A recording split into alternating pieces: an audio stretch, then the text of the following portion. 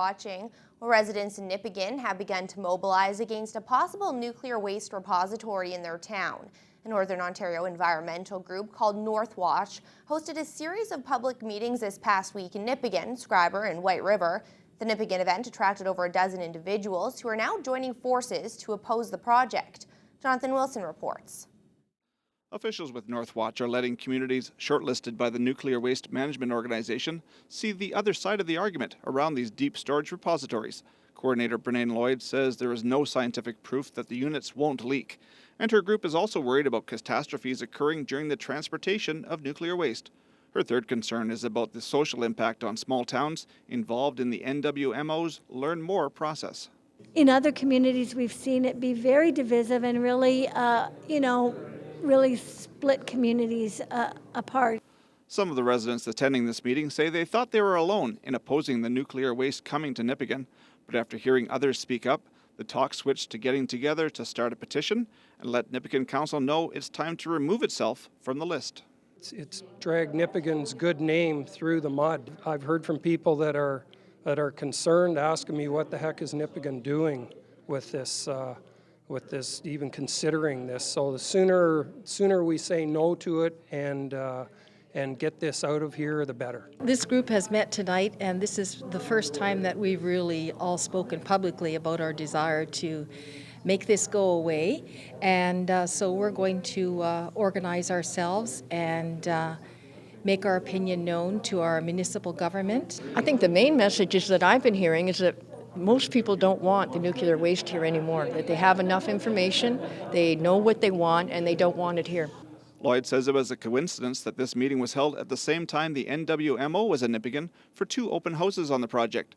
Spokesperson Pat Delcetti says they had several dozen people pass through to find out more about the project, which will cost billions of dollars when it's eventually built. He says they're currently in the elimination process, going from 21 interested communities to 15. Residents in Nipigon should know in about a year whether their town is moving up in the process, like Ignace and Scriber have already done. So at the end of phase 1, we will make an assessment on whether or not Nipigon has a strong potential to continue into phase 2. And if the work shows that there isn't strong potential, either because of the geology or perhaps the potential for the community to embrace the project, then there would be a recommendation that the community no longer continues in the process. Lloyd says the latest that communities can opt out themselves is after step 5 of the 9-step process. Jonathan Wilson, TBT News. The Nuclear Waste Management Organization will be hosting open houses in White River this Monday and Tuesday, followed by Manitowocq on Thursday and Friday. Well, research work will continue this summer in the experimental lakes area near Kenora. The provincial government has announced it has signed an agreement with the International Institute for Sustainable Development that will allow freshwater research work to proceed during the 2014 field season. Among the projects planned are a look at the ecological risks from the release of nanomaterials into the environment. Work at the world-renowned research site was put in jeopardy last year when the federal government withdrew its support. But a new deal was reached between the federal, Ontario, and Manitoba governments with support from the private sector that has kept work in the experimental lakes region alive. Well, an early morning fire that killed 1 person in Fort Severn on Monday has prompted Anishinaabe Nation officials to call for a territory-wide fire plan. And Deputy Chief Alvin Fiddler is now reaching out to the federal and provincial government, as well as the Fire Marshal's office and others, to take an inventory of fire suppression equipment and develop a comprehensive approach in all of its communities. Mishkegowgamang First Nation has been under a state of emergency for over a month after a series of fires killed a total of 12 people this winter. Chief Connie Gray McKay says assistance has been insubstantial to deal with the root problem of overcrowding. And Fiddler agrees this winter's fires are evidence of a larger issue. We all need to acknowledge what is happening, that we've lost too many of our members, especially children, I think are the most vulnerable. We've lost at least 5 or 6 in the last year or so. And I think losing one should be a wake-up call to all of us. And losing this many is, I think, becoming too much of a pattern that we need to do something about it. A statement from Federal Minister of Aboriginal Affairs Bernard Valcourt says $200,000 was provided to purchase a new fire truck for Mishkegowgamang in 2009. and over $35,000 was spent for protection and training last year. Chief McKay points out the truck is frozen as there is no indoor space to keep it heated. Since 1986, over 500 people across the Anishinaabe Nation have committed suicide. That number continues to grow. The Northern Ontario School of Medicine has launched a new training program in an effort to respond to the high rates of suicide in the region. Courtney Rutherford reports. I think the biggest thing about this is that suicide prevention isn't just about saving lives, it's about showing people that their lives are worth living. Scott Chisholm was in grade 12 when he lost his dad to suicide. Since his death, Chisholm has advocated throughout the community in an effort to reduce the stigma that surrounds suicide and to get people talking. So we want to fundamentally look at the issues that lead up to suicide and deal with those, because that's what it's all about. It's not about suicide, it's about the issues that lead up to it. According to the Northwestern Health Unit's 2013 Public Health Report Card, residents in Northwestern Ontario are committing suicide at a rate 3.5 times higher than the provincial average, many of those in First Nation communities. You know, when you look at what's happened in the Northern Territory over the last 25, 26 years, it's pretty staggering in terms of the numbers of completed suicides, and there's no sign of it slowing down. The Northern Ontario School of Medicine is responding to the situation by incorporating awareness training into their curriculum. First-year med students will now undergo Safe Talk training, a program that will help them identify people who are experiencing thoughts of suicide and connect them with suicide first aid resources. It's so important that we equip them. It's not the same, perhaps, as doing a physical exam, but I think learning how to work with people with mental health problems and to treat them effectively and respectfully is an essential skill for any young doctor. Community support workers, including youth, are currently receiving and promoting Safe Talk workshops in approximately half of NAN's 49 member communities. Courtney Rutherford, TPT News. A pair of transport trucks were involved in a crash Tuesday night on Highway 1117 between Thunder Bay and Nipigon. The collision occurred at around 8 o'clock at one of the entranceways to the new Flying J Travel Plaza in Pass Lake. Ontario Provincial Police say the two occupants in this vehicle suffered only minor injuries. Damage to the rig, however, was extensive, and employees were busy transferring the cargo to another transport. The other rig involved in the crash was an auto carrier. Both the transport and a pickup truck on the top deck were damaged, but the driver was okay. OPP say one of the drivers has been charged with making an improper right turn. The mayor of Dryden says his community is still furious with the outcome of last year's mill assessment, and the city is once again refusing to pay for services rendered by the Municipal Property Assessment Corporation. For the second consecutive year, Dryden City Council has voted to withhold $25,000 in payment to MPAC.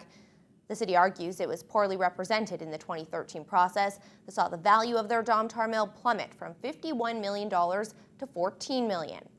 Dryden was also ordered to pay Domtar back $5.4 million in taxes it collected between 2009 and 2012. The province forces municipalities to hire MPAC to represent them, but the mayor argues that the corporation is not working on their behalf. That they do work for us and we pay them. And this is one of the big issues that I've had with MPAC, is that they seem to think that they can go out there and reassess property and come back and say, oh, by the way, we just decreased his property 4 or 5 million.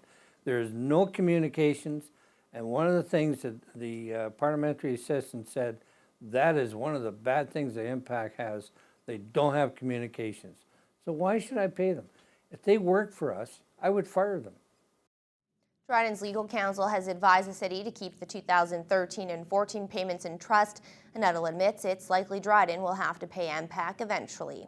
Well, Craig Nuttall is also taking a 3-week leave of absence in protest of City Council voting against hiring an economic development officer. Council had passed a resolution for the city manager to hire a new EDO, but after the candidate signed an employment offer, Council voted against the hire 4-3. Nuttall expressed concern the city could be sued over the decision. Councillor Shane McKinnon opposed the hire. He says the board, not Council, should ratify that decision. The looming mining boom in northwestern Ontario is going to impact all of our communities differently. But Sioux Lookout is taking a proactive approach, calling that development to come both harder and faster. John Thompson reports. This winter's cold has been a wrench in the gears of Tamaka Gold's plans to drill its Golan project almost 18,000 feet deep.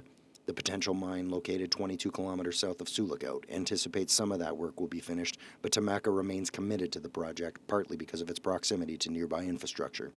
Sioux Lookout Mayor Dennis Laney says that investment proves a return as expected, and expansion is in the town's immediate interest. But we have an airport that's very, very active. We do 118,000, 120,000 people through here a year. We have got the property out there that can be developed into holding areas for everything. We've got enough area and property that we can develop into residential or housing areas for the mine itself. And then we have the transportation. The shifting winds in mining have galvanized the town known as the hub of the North.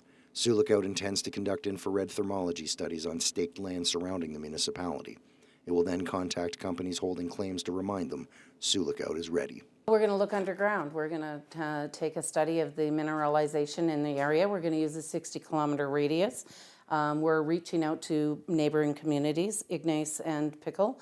I think there's an opportunity for us to be a good neighbor and support them in some of their efforts. Staying focused that we do have a very busy airport and an expansion that will allow companies to locate. Part of that new alliance is aspiring to be the air and roadways to the biggest mineral promise of them all, the Ring of Fire.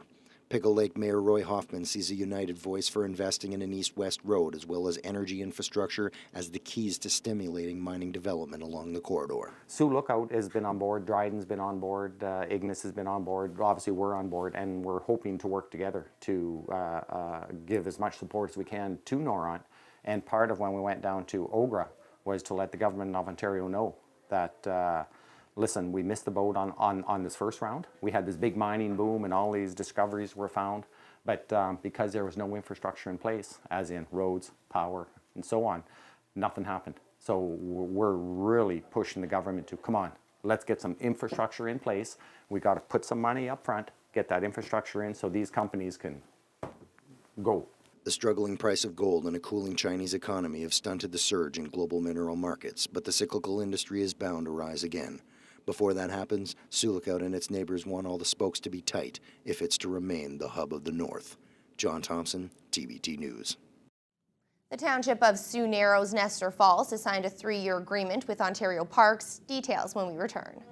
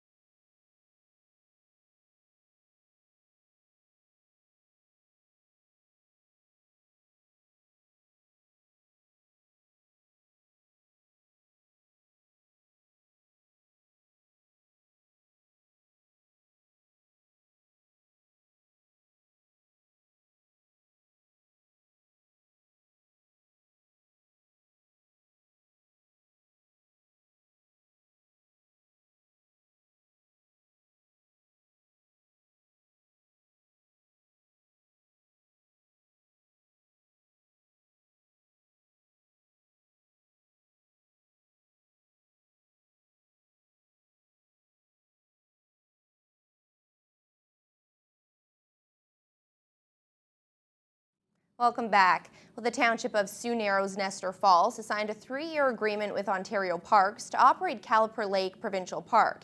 Caliper Lake was slated for closure among 10 provincial parks in September of 2012 due to financial losses and low visitor numbers.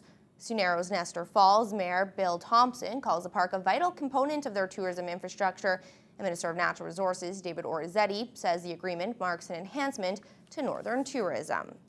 Well, it looks like the Ontario Progressive Conservatives have found their new candidate for Thunder Bay Superior North.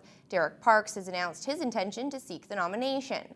The post was previously held by Tamara Johnson, but the PC party removed her as a candidate after she made controversial remarks about businesses on the Fort William First Nation. Parks says it's a situation he will have to deal with, but he doesn't feel it will hurt his run nor the party in northwestern Ontario. No, I don't think it'll hurt the party at all. I think the opportunity, I watched for a month after it happened. I didn't hear anything that was going on, so I asked some people and said, do you think I should run? And they said, yeah, it'd be great if you would. So I'm here. I've got a very keen interest in seeing what happens and plan to learn lots, and hopefully people of Thunder Bay Superior North think I have what it takes to work in Queen's Park. The Thunder Bay native left the city about 20 years ago and is currently living in Cambridge, Ontario. But he says if he is successful in defeating MPP Michael Gravel, he would like to move back to Thunder Bay. The PC nomination meeting is scheduled for Tuesday afternoon at the Valhalla Inn in Thunder Bay. Well, more than 2 years after a deadly explosion at Terrace Bay Pulp, the Ministry of Labour has now imposed a huge fine in connection with the incident. 28-year-old TJ Berthelot died in October of 2011 after a blow tank exploded on the 4th floor of the mill. The mill's former owner, Terrace Bay Pulp Incorporated, was charged for failing to ensure the blow tank being worked on was free of any explosive or flammable substance. The company pleaded guilty and was convicted on 2 of the counts and has been fined a total of $275,000. The fines also include a 25% victim surcharge. Terrace Bay Pulp was owned by the Buchanan Group when the accident occurred. Well, after a 3-year trial, Marathon has renewed its health worker recruitment and retention fund. The fund has brought the town's physician complement back to full strength, and the scope is now expanding. John Thompson reports. An average doctor spends 3 years in small communities, but since the turn of the millennium, 84 physicians had worked in Marathon. In 2010, 4 physicians left the Wilson Memorial General Hospital at once, leaving behind only 1 doctor for every 1,000 citizens. There is clearly a tipping point in small communities that can be reached rather quickly. When numbers shrink of the physician workforce, the amount of work that's left for the others can be overwhelming. And if you hit that tipping point, you can end up with a community that has no physicians. The municipality, the hospital, Pic-Mobert First Nation, and Barrick Gold assembled an annual budget of $58,000 and hired local golf pro Brett Redden to drive recruitment and retention. Taking the easy come, easy go philosophy is a given of small town medicine. Attraction had to be based on the local medical culture and selling the Northwestern Ontario lifestyle with a promise of life-work balance. What we've managed to do, I think, is sell that idea that that's important and it's sustainable in a small community. And as such, we've attracted other physicians with similar kind of interests and philosophies, and that's really worked for us. The Marathon team's unique philosophy is its consensus model, meaning physicians make all decisions unanimously. Having people that join have an equal voice with the rest of the team is really important to recognize their contribution and again, to make sure that their voice is heard in what happens in healthcare here is another important part of it, I believe. Zellick says the collective environment includes teaching where experienced doctors now mentor new recruits on site, but has bred a culture in the family health team that they're all in this together. I think that we trust one another. We're accountable to each other. We do have, I think, high standards of one another, and we support each other. So I know that if I'm in a pinch and in a bind and I need help, and it's the middle of the night, I know everyone's sleeping with their cell phone next to their bed just in case that were to happen. So I know I can call my colleagues and I know who's in town and who's away, and we check in with each other. The pitch filled the physician component within 3 years, and when a physician assistant and 2 registered nurses joined, the funding partners saw an opportunity to expand the recruiting plan across the health sector. With a $50,000 budget ready for 2014, Marathon will begin the hunt for a physiotherapist and a nurse practitioner, while another new nurse will begin work this week. John Thompson, TBT News. Gotham, Smallville, and now Moose Factory. The remote First Nation on the coast of James Bay is joining the DC comic book universe. Canadian comic book creator Jeff Lemire has sent some well-known heroes on a northern adventure to meet a new superhero. Eli Glasner has this exclusive peek at a new Canadian crusader. It's a long, cold, bumpy ride to this campsite north of Moosonee, Ontario. But that's where we find Toronto comic book writer and artist Jeff Lemire, learning about beaver traps. So how much beavers in this home? How many? Yeah. Usually about 5 or 6. The award-winning artist made the trip to the tip of Hudson's Bay to learn more about the local Cree culture. To me, there's something just very attractive about the culture and the way they connect with the land and the respect they have for the land and things like their great sense of humor and their warmth. Lemire is in Moosonee because he wants to give the iconic super team, the Justice League, a true Canadian adventure. The storyline begins with the heroes investigating a mystery in the region. Lemire even found an abandoned NORAD base that becomes the team's headquarters. And besides relocating the Justice League to its new Northern Ontario headquarters, Lemire wanted to create a new hero, a new Canadian Cree hero from a community just like this. All right, this is her. So this is the character we created. Her name is Equinox, and she's 16, and she goes to high school in Moose Factory. In the comic, Equinox discovers she's from a long line of Cree heroes whose powers come from the earth and change with the seasons. But there was one more element to tie her here. Her alter ego is, you guys know what her name? Her real name is Miabin Martin, and she's... Meet Niapin Chichu, the classmate proud to share a name with Canada's newest superhero. Well, it feels really cool because, I mean, like, we don't really have that, like, it's kind of nice to have, like, a positive role model for Moosonee and stuff. Just, you know, like a native hero, like, I've never seen that before. And that could be Equinox's real superpower. Eli Glasner, CBC News, Moosonee, Ontario. An exhibit in Thunder Bay is showcasing the wildlife of northwestern Ontario. That story and more for you coming up after the break.